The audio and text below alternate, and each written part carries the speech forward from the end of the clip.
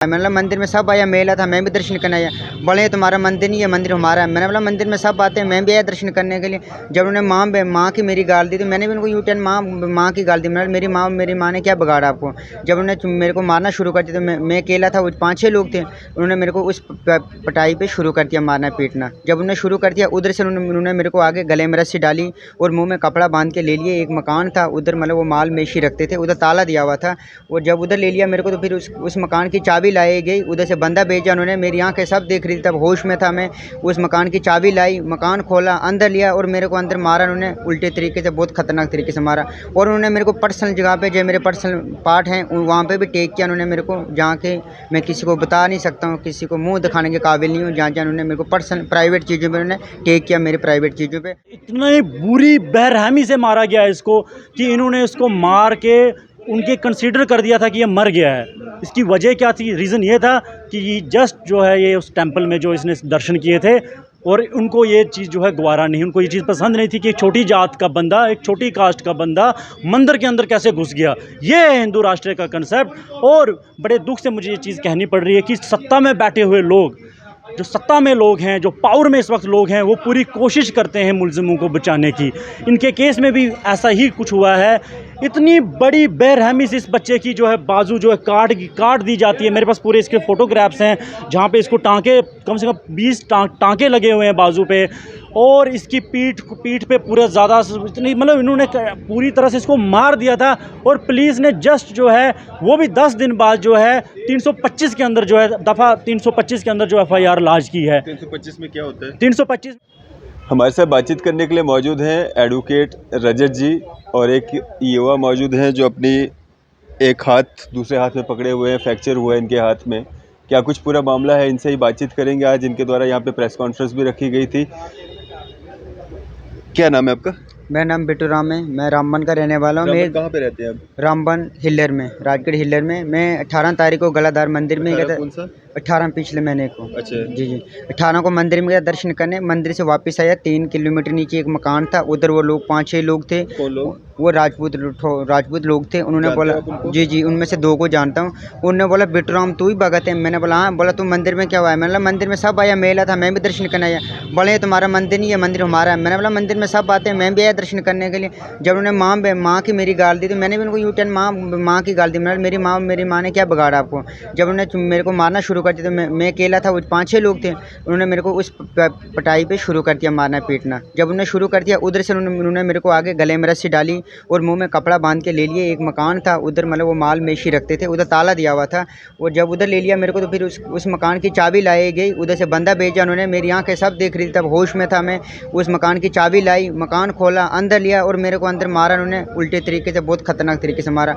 और उन्होंने मेरे को पर्सनल जगह पे, जो मेरे पर्सनल पार्ट हैं वहाँ पे भी टेक किया उन्होंने मेरे को, जहाँ के मैं किसी को बता नहीं सकता हूँ, किसी को मुँह दिखाने के काबिल नहीं हूँ। जहाँ जहाँ उन्होंने मेरे को पर्सनल प्राइवेट चीज़ों पर उन्होंने टेक किया, मेरे प्राइवेट चीज़ों पर। और जब अंदर मेरे को मार रहे थे तब मैं नाम सुन रहा था, अवदेश करके एक चक्का का लड़का है, उसको कॉल कर रहे थे और उसको मेरी वीडियो और मेरी फ़ोटो भेजी थी। बोला यही है ड्राइवर बोला। और अवदेश ने मुझे 2 दिन पहले कॉल पे बोला था कि बिट्टू मैंने तेरे से मिलना है, तेरे से हाथ मिलाना है। मैंने बोला क्या हाथ मिलाना है? 16 तारीख को उसने मेरे को कॉल की थी, फ़ोन किया था, बोला मैंने तेरे से हाथ मिलाना है यार। मैंने बोला सर क्या हाथ मिलाना? बोला मैंने तेरे से मिलना है, मैं तेरे को सबक सिखाना चाहता हूँ। तो जब मेरे को पकड़ के लिया तब अवदेश करके उसको कॉल कर रहे थे और मेरे फ़ोटो उसको भेजे और 2 बजे का नैप किया मेरे को। और 7 बजे उन्होंने उठा के मेरे को नाले में फेंक दिया और मेरे मंदी हालत कर दी। और मैंने एप्लीकेशन भी दी है, सब कुछ दी है। अभी मेरा ट्रीटमेंट चल रहा है, ऑपरेशन हुआ बाजू का, सब कुछ हुआ। बड़ा कमाने वाला मैं हूँ, पापा की डेथ हो गई है, परिवार मेरा सब मेरे पीछे था। मम्मी काम करके मजदूरी करके हमें पालती थी। अब थोड़ा सा स्टैंड हुआ था हमें, अब उन्होंने मेरा ये हाल कर दिया। और उन्होंने बोला, उस बंदे ने लास्ट टाइम बोला, संदीप ने, कि अब इसको क्या करना है। अवदेश ने बोला इसको मार के फेंक दो, ये स्टूल कास्ट है, मैं संभाल दूंगा, इतनी मेरी हिम्मत है, इतनी मेरी अप्रोच है, मैं संभाल दूंगा, टेंशन मत करो, अब इसको मार के फेंक दो और फेंक दो नाले में, मैं खुद संभाल दूंगा। अब उन्होंने आपको मतलब समझो मरा हुआ ही मारा हुआ फेंक दिया, मेरे को होश नहीं आई। आधे घंटे के बाद मुझे 1 घंटे बाद होश आई है। तब एक आंटी थी उधर से आ रही थी रास्ते से, मैंने उनको आवाज़ मारी। आंटी ने फिर अपने घर से बुलाया, मेरे को उठा के लिया उन्होंने अपने घर। उधर से रात को मेरे को ट्रीटमेंट रामबन किया, रामबन से फिर मैं अभी जब डोडा गया, डोडा से ऑपरेशन हुआ। मैं चौकी में भी 2 बार गया, एसएसपी के पास भी गया मैं, अपनी मम्मा को डोडा में अच्छा। मम्मा को भी लेके गया, खुद भी गया, आगे से दाड़ा लगा मारने, मैं चुपचाप आ गया वापस। मैंने बोला पहले मैं ट्रीटमेंट करूंगा उसके बाद ही आऊँगा। तो डिस्ट्रिक्ट रामबन पड़ता है? डिस्ट्रिक्ट रामबन पड़ता है, मगर उन्होंने बोला कि ये हादसा आगे डोडा में हुआ है। अच्छा, हादसा जो हुआ वो डोडा डिस्ट्रिक्ट में आता हाँ, वो बोला उधर होगा। तो 2-3 बार चौकी वालों ने भी मेरे बयान लिए, सचो साहब ने भी डोडा में बयान लिए। अब घड़ी कौन से बयान दूंगा, घड़ी मेरे से बयान ले रहे हैं। मैंने बयान दे दिए 2-3 बार। लड़कों को पकड़ा गया अभी तक? कुछ नहीं सर, अभी तक कुछ नहीं हुआ। वो बोल रहे हैं मिल रहे नहीं है, इधर नहीं है, लगे कुछ नहीं है। अभी वो जाते हैं उनके घर में से, उधर से होके आते हैं, बोलते हैं मिलते नहीं है। अब क्या मालूम सर, अब मैं कैसे ढूंढूंगा? आपका उन लड़कों के साथ उस दिन से पहले कभी कोई बातचीत, कोई मिलना जुलना, कोई लड़ाई झगड़ा? कुछ नहीं, सिर्फ अवधेश के साथ बात हुई थी 2 दिन पहले, उसने धमकी दी है मेरे को, बस वो धमकी। वो भी उन 5 लड़कों में था? उन्हीं वो उधर नहीं था, मगर वो कॉल पे था उनके साथ फोन पे था। वो सब गैंग उसी की थी जो मेरे को मारने के पीछे उसी का। कारण क्या था इसके पीछे का, क्यों मारा पीटा गया आपको? अब मुझे कोई मालूम नहीं कि उन्होंने मंदिर पे मारा मेरे को, कि कौन सी जिद निकाली उन्होंने, मुझे कोई मालूम नहीं उन्होंने जिद कौन सी थी मेरे से, और मेरे से ऐसा क्यों किया। आप पेशे से ड्राइवर है? जी ड्राइवर था सर, ड्राइवर था। शादीशुदा है? नहीं सर, शादी नहीं। कोई चक्कर वक्कर तो नहीं, कोई लड़की वड़की वाला? सर वो चक्कर नहीं था, कुछ चक्कर नहीं था, ऐसा कुछ नहीं है। पर उन्होंने जिद क्या निकाली कोई मालूम नहीं सर, कोई क्या शरारती उनको कुछ पता नहीं मेरे को, क्या किस बात पे उन्होंने मेरे को मारा है। सिर्फ मेरे को मारा गया, और मेरे को मारने की प्लान क्यों बनाई है उनको मालूम। आप कह रहे हो जिस मंदिर में आप गए थे वहाँ पे मेला था, मेले में और सारे लोग हाँ, सारे लोग आए हुए थे। जब आपको वहाँ से 5 लोग मार पीट रहे थे, उठा रहे थे, बांध रहे थे, तो किसी ने देखा नहीं, किसी ने बचाया? वो जब मेरे को उधर से रास्ते में से ले गए, उधर से बांध के लिया मेरे को दरवाजे के बाहर, मकान के बाहर। और जब 10 मिनट का उन्होंने चाबी मंगाई, जब मैं लगा चलाना, उन्होंने मुँह पे कपड़ा बांध दिया और मेरे को द्वार के अंदर ले लिया। बाहर से उन्होंने ताला दे दिया, मेरे को अंदर रखा, और बारी बारी डंडे टोटे लेके मेरे को मारना शुरू हो किया। और मेरे मुंह में कपड़ा था, मैं आवाज़ नहीं मार पा रहा था उसकी वजह से, जिसकी वजह से। जो आप बात कह रहे हो कि आपसे ये कहा गया शुरुआत में कि आप मंदिर में नहीं जा सकते हो, स्टार्टिंग में मेरे को ये बोला कि तू मंदिर क्यों आया, बिटराम तू ही भगत है। मैंने बोला तो मंदिर में क्यों आया। उन्होंने मुंह लगाने के लिए मेरे साथ ये बात छेड़ी कि तू मंदिर में क्यों आया, बस ये तुम मंदिर में क्यों आई, तुम छोटी कास्ट है, तुम मंदिर में क्यों आई, तू क्यों आया मंदिर में, बस तेरा मंदिर में हक आने का नहीं है, तो मंदिर में क्यों आया। उन्होंने मुंह लगाने के लिए मेरे को स्टार्टिंग में ये बात बोली, और मेरी माँ बहन उन्होंने एक की, मैंने भी की। जब हमारी दोनों साइड लग गई, माँ बहन की लगी गाली होने, तब तक उन्होंने मेरे को पकड़ के उधर ले लिया। बोला तेरे को हम दिखाते हैं कि पूजा क्या होती है, हम तेरे को पूजा करेंगे। पूजा क्या होती है? हाँ, पूजा क्या होती है, हम तेरे को पूजा सिखाते हैं, पूजा कैसे करते हैं। तो आप पहली बार उस मंदिर में गए थे? जी पहली बार गया था सर, फर्स्ट बार गया था। उम्र कितनी है आपकी? सर मेरी 25।